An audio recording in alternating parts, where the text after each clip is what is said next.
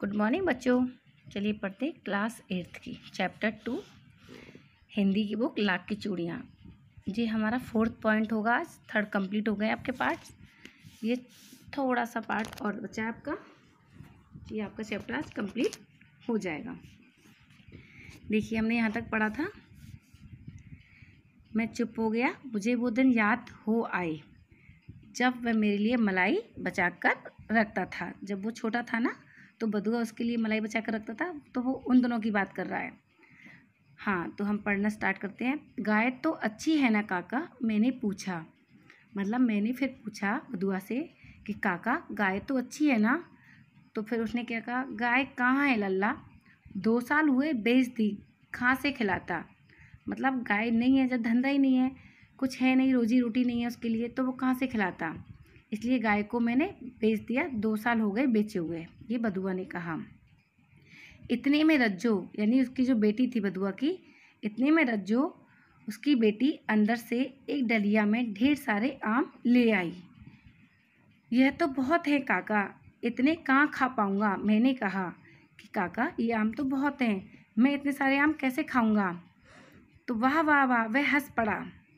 सहरी ठहरे ना, बोला वह हंस पड़ा, सहरी ठहरे ना, मैं तुम्हारी उम्र का था तो इससे चौगने आम एक बकत में खा जाता था। मतलब तुम्हारी उम्र का था ना तो इससे चौगने आम एक टाइम में, एक बार में खा जाता था। बकत यानी एक समय। आप लोगों की बात और है, यानी शहरी लोगों की बात और है, वो नहीं खा पाते। मैंने उत्तर दिया, अच्छा बेटी लल्ला को 2 4 5 आम छांट कर दे दो। उसने अपनी बेटी से क्या कहा कि लल्ला को 2 4 आम छांट करके दे दो तुम, सिंदूरी वाले देना। देखो लल्ला कैसे हैं, इसी साल यह पेड़ तैयार हुआ है। मतलब उसने पेड़ लगाया था आम का, तो उसने कहा है कि लल्ला इन्हें खा के देखो, फिर बताओ ये कैसे हैं।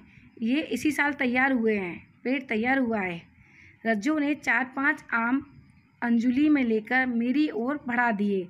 मतलब उसने 4 5 आम छांटे पूरी टोकरी में से और उसकी तरफ बढ़ा दिए, मेरी तरफ बढ़ा दिए। आम लेने के लिए मैंने हाथ बढ़ाया तो मेरी निगाह एक क्षण के लिए उसके हाथों पर ठिठक कर रह गई। किसके? बदुआ की बेटी के। गोरी गोरी कलाइयों पर लाख की चूड़ियाँ बहुत ही फब रही थीं, क्योंकि उसकी जो कलाई थी वो गोरी गोरी थी और जो उस पर लाख की चूड़ियाँ थी जो अच्छी लग रही थी, जच रही थी। यानी बदलू ने मेरी दृष्टि देख ली और बोला, यही आखिरी जोड़ा बनाया था। बदलू ने मेरी तरफ देखा तो उसने देखा कि वो भी लाख की चूड़ियों की तरफ देख रहा था। तो बदलू बोला कि ये मेरी आखिरी चूड़ी का जोड़ा है जो मैंने बनाया था। जमींदार साहब की बेटी के विवाह पर 10 आने पैसे मुझको दे रहे थे। कितने दे रहे थे? 10 आने पैसे मुझको दे रहे थे। मैंने जोड़ा नहीं दिया, यानी वो पैसे मुझे कम दे रहे थे इसलिए मैंने जोड़ा नहीं दिया। कहा शहर से ले आओ। मैंने आम ले लिए और खाकर थोड़ी देर पश्चात चला आया। मैंने आम लिए और आम खाकर आ गया। मुझे प्रशंसा हुई कि बदलू ने हार कर भी हार नहीं मानी थी। मतलब कुछ ना होने के बाद भी उसने हार नहीं मानी थी, कमाई नहीं होने के बाद भी। उसका व्यक्तित्व कांच की चूड़ियों जैसा ना था जो आसानी से टूट जाए। मतलब वो हिम्मत वाला इंसान था। ये आज आपका चैप्टर कंप्लीट हो गया है। ठीक है, इसके लिए होमवर्क में आप देख लो शब्दार्थ। ये देखिए, चाप यानी चाह, रुचि, तीव्र इच्छा। सलाक यानी सलाई और धातु की छड़। मूंगरी गोल मुठियादार लकड़ी जो ठोकने पीटने के काम आती है। प्रतक यानी पूर्वजों का, यानी पिता का। प्राप्त पुश्तैनी जो होता है ना, कहते हैं ना पूर्वजों से मिला है, पुश्तैनी है, पुराना है। खपत यानी माल की बिक्री, वस्तु पैसे ना खरीद कर। विनिमय वस्तु के बदले दूसरी वस्तु लेना। कसर घाटा पूरा करना, कमी। नाजुक यानी कोमल। पगड़ी सिर पर लपेटकर बांधा जाने वाला लंबा कपड़ा यानी पाग। मरहम पट्टी यानी जख्म का इलाज, घाव पर दवा लगाकर पट्टी बांधना।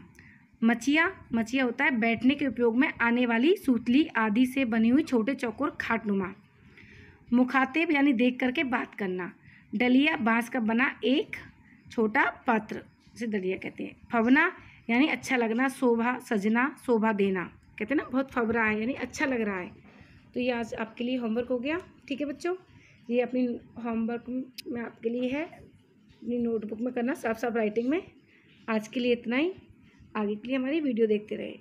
धन्यवाद।